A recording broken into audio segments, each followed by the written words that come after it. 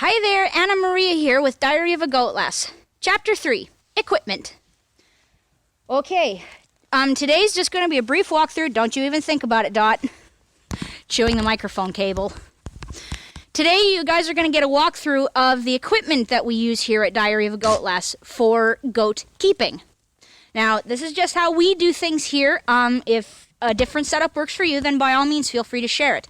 But here we go. First off, standard cattle trough. Don't use the rounded kind, use a square one, because then everything at least falls right into the corner and they're less likely to climb into it. Make sure you have a couple of screw holes for water.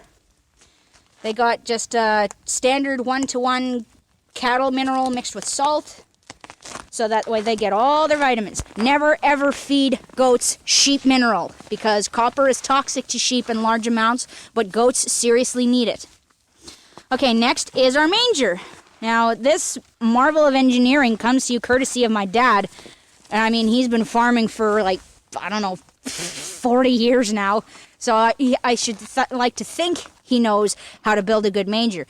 Anyway, we built it on an angle so that the feed feeds down. The wire here is the same that we used for the fencing. This is it's landscaping stucco. The squares are only about inch and a half, maybe 2 inches big. Well, right, I suppose actually you measure across. So yeah, 2 inches across, and it is absolutely some of the best small livestock fence I've ever had the pleasure of working with. Only drawback: don't staple the crap out of it. If you have to make repairs of any sort, you're going to destroy the fence trying to fix it. Next, where they feed out from, concrete mesh. This stuff is crazy strong. You need bolt cutters to cut it, but dang, boy howdy, does it ever make a nice low-waste feeder. I mean, there's always going to be a little bit that falls on the ground, but you know, whatever the goats don't eat, feed to the horses. That just seems to be the hierarchy of pickiness. Cows at the top, sheep next, then goats, then horses. It seems to be, I mean, according to my dad, however, he thinks the goats are pretty darn picky, but you know what? That's because they're not sheep. They're browsers. They eat like deer. They eat a little bit of everything. Hello there, Millie. Now see what's nice, even with this concrete, even with the stucco mesh, it's small enough for a small goat to stick their nose in and feed on the side. Or for larger goats, they feed through this concrete mesh. Anyway, as you can see, boy howdy, do we ever know how to build a good fence, or at least my dad sure does. I'm just good at following instructions. Lol. Anyway, they get an oat straw bale to chew on all they like, and I mean, I watch them. They eat the straw. If they find a strand of straw with oats still attached to it, they eat the whole thing. So that's good. At least they're not picky with their roughage. Excuse me. A minor case of the sniffles. What can I say? It's cold. It's like minus 27 here up in Saskatchewan. And we finally have snow! Yay! Thank heavens we finally have snow! There's nothing more depressing than a brown Christmas. Hi there, Dusty. Her feet are cold. I can't blame her. My toes are cold too. Anyway, here we have the outside shelter, just a little lean-to. Would you believe that this thing is more than 15 years old? It's like almost 30 years old. And it's been laying out of livestock service for 15 years. Yeah, it was built when I was a kid, and it was out of commission by the time my now 15-year-old brother came into being. Itchy leg. So anyway, my dad and I repurposed it for the purpose of so that the girls have a nice place to get out of the wind and everything. Get out of the wind, get out of the rain. We stuff it right tight with leftover straw. Basically, whatever they don't eat, I use as bedding. Yeah, somebody's got cold tootsies. Anyway, we lined the back with tin to keep the weight down. And my dad was thinking, well, why don't we just put plywood? I said, well, why not tin? We've got a whole bunch of old tin kicking around. Why not use that? Because it keeps the weight down. So he's just perfect idea. And then here, the eponymous little square in the corner leads into here. I might take the camera a moment to adjust. There we go. And this is a recommissioned horse cattle shelter. We put a partition in the middle so the horses can go on one side, as well as a rather cantankerous llama. And the goats all go on this side. And actually you can see where they bedded down for the night. Man, am I glad I stuffed this with more straw last night.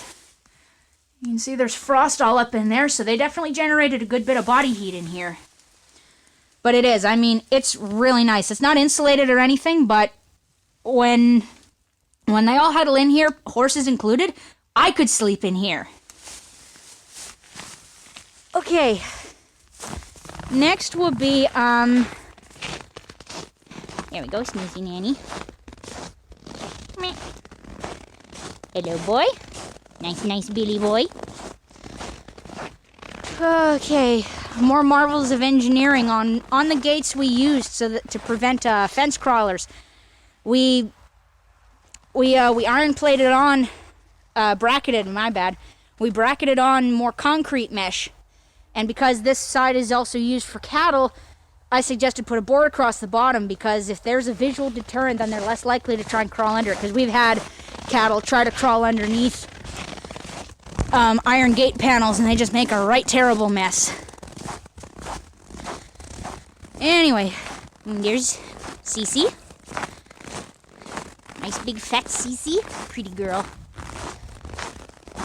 And as you can see, this is the main gate you come through to come into the goat pen. And again, more concrete mesh at the bottom. I know you can buy special gate panels, but you know what? This entire gate must weigh like 40 pounds now, so good luck having something try to climb in outside of a bear. Then there's our waterer. My dad is an utter genius when it comes to quick farmyard engineering. He managed to, with the stucco wire, fashion a cage around the waterer so that goat kids can't climb through. The only drawback, the one heifer we have left over that we couldn't sell, she's going in our freezer. She's got a much better purpose. Sorry, cold hands, need to put a glove on. Actually, you can see her just off back there, just through the fence there. And she's waiting for her grain too. Jeepers, it's a cold morning today. Okay. That's just my coat scratching against the fence. There we go.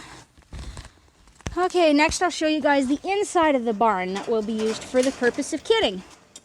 Now, as I said, and yeah, that's the feed side. That's where we store hay for the goats.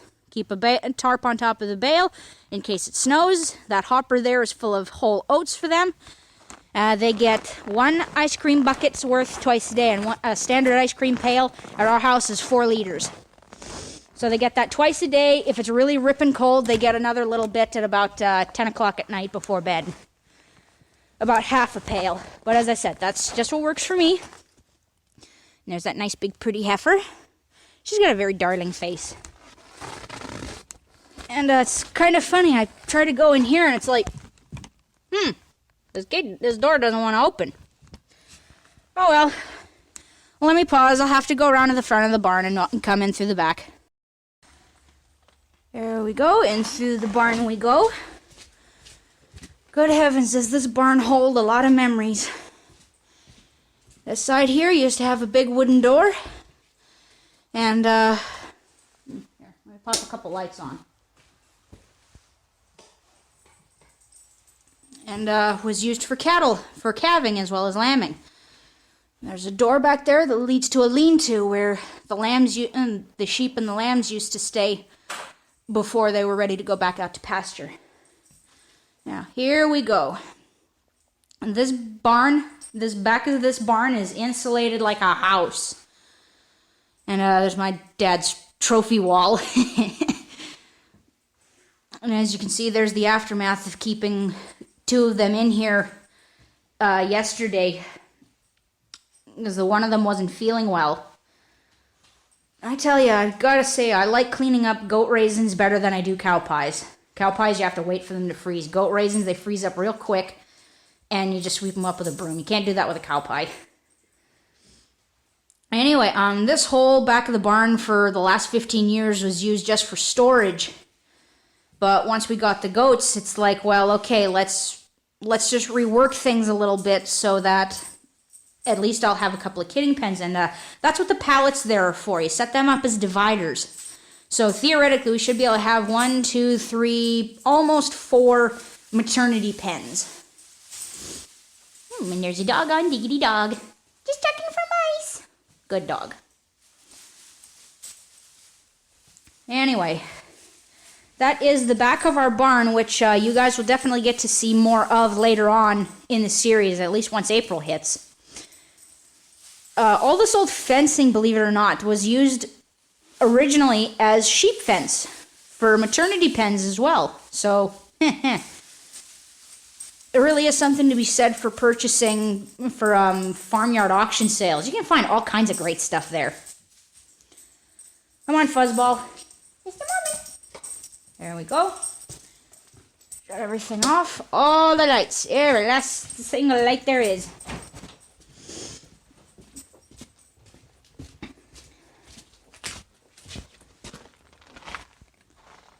Hello, cow. Hello, horse. Hello, me. Well, maybe not.